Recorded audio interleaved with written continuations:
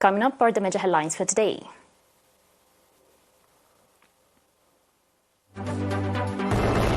Praiseworthy water and soil conservation activity in the central region. Entertainment program organized for members of defense forces in Barentu.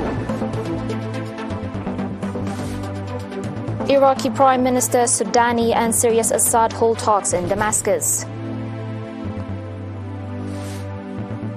And no respite in sight for heat-stricken southern Europe.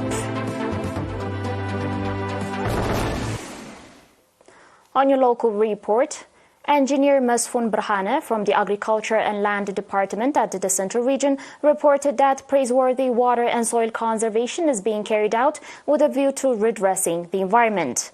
According to Engineer Masfoun, the popular campaign for water and soil conservation is focused on the construction and renovation of agricultural terraces. Engineer Masfoun went on to say that so far 1,019 hectares of terraces have been constructed and 2,582 hectares renovated. And compared to the previous year, it registered a 31% increase. Engineer Masfoun also said that the construction of 314 hectares of terraces on reserved lands will be carried out through the students' summer work program, as well as by government employees, members of the defense forces, construction companies and associations, indicating that there was a plan to construct 3,370 meter cubes of stone water diversion schemes. Engineer Masfoun said that in the past 6 months, 3,774 meter cubes have been constructed, which was above the plan. Engineer Masfoun further noted that a Tamamo Dam has been inaugurated, 51% of the construction of the Addi'a Dam has been finalized, and 2 dams in Adhawasha and Afdayu are under construction. In the central region, there are 133 big and small dams, and over 1,500 hectares of vegetable and fruit farming are being cultivated through irrigation.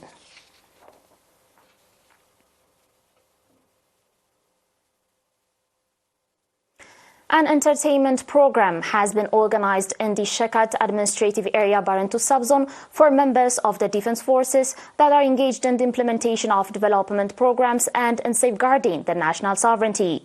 Ms. Greta Bade, administrator of the administrative area, said that the objective of the program was to pay gratitude to the members of the defense forces that are playing their due part in the effort to ensure potable water supply and the renovation of roads. Noting that the readiness of the members of the defense forces to stand alongside the residents in all their developmental activities, Captain Debretsin Netabai, commander of the 3rd Brigade of the 37th Division, commended the public for organizing the entertainment program. Mr. Yamane Mahari, acting administrator of the Barentu subzone, on his part, said that the integrated effort by the public and the members of the defense forces in ensuring the supply of potable water in the administrative area, as well as the renovation of roads, attests to the strong unity of the public and its defense forces.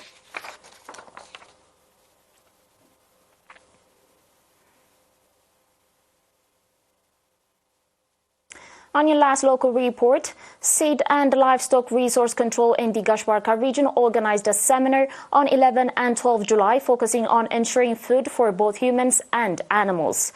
The seminar was attended by 53 members of the various institutions from the subzones of Al-Ordet, Diga, Mogolo, Karkabet, Mansoura and Logo Ansaba. Mr. Abrahal Haile Mikael, head of the branch office, gave a briefing on the significance of using organic fertilizers and pesticides and ensuring the safety of food for humans and animals, and called on the public to follow the advice and guidance being provided by agricultural experts in that regard.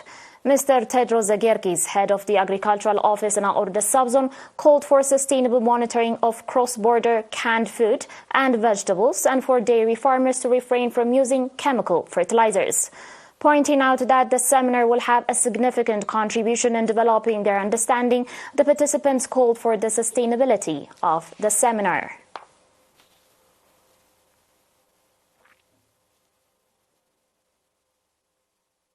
Dear viewers, we'll be back with your international reports after the short break.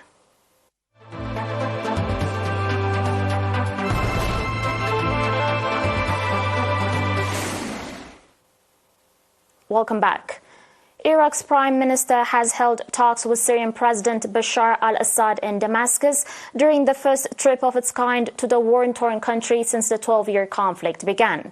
Iraq and Syria have maintained close relations for years, even after many Arab countries withdrew their ambassadors from Damascus, and Syria's membership in the 22-member Arab League was suspended because of the brutal crackdown on protesters in 2011.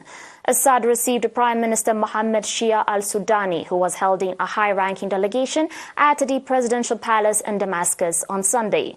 The two leaders later told reporters they discussed fighting cross-border drug trafficking, the return of Syrian refugees, and the imperative of lifting punitive Western sanctions imposed on Syria.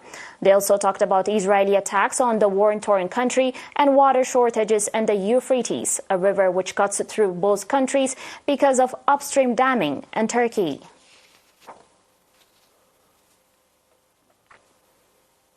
On today's final report, Southern Europe will continue to swelter next week as an intense heat wave shows no sign of abating. Italy, Spain and Greece have been experiencing high temperatures for several days already. The Italian Health Ministry issued a red alert for 16 cities, including Rome, Bologna and Florence, for the weekend. The heat wave is expected to continue well into next week, with 48 degrees Celsius possible in Sardinia, according to Italian media. Such a temperature would, however, fall short of the European record high of 48.8 degrees Celsius, which was recorded in Sicily in August 2021. The Italian Weather Service said Sardinia would be at the epicenter of next week's heat wave, which weather forecasters have dubbed Charon, after the ferryman who delivered souls into the underworld in Greek mythology. Periods of intense heat occur within natural weather patterns, but globally they are becoming more frequent, more intense, and are lasting longer due to global warming.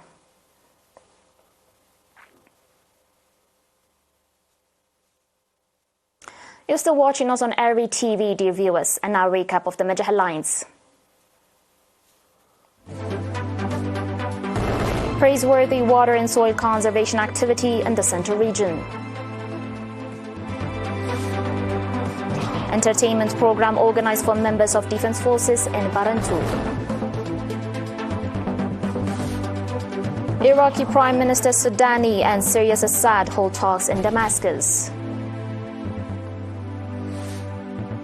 And no respite in sight for heat-stricken Southern Europe. Dear viewers, that was it for today. Thanks for watching.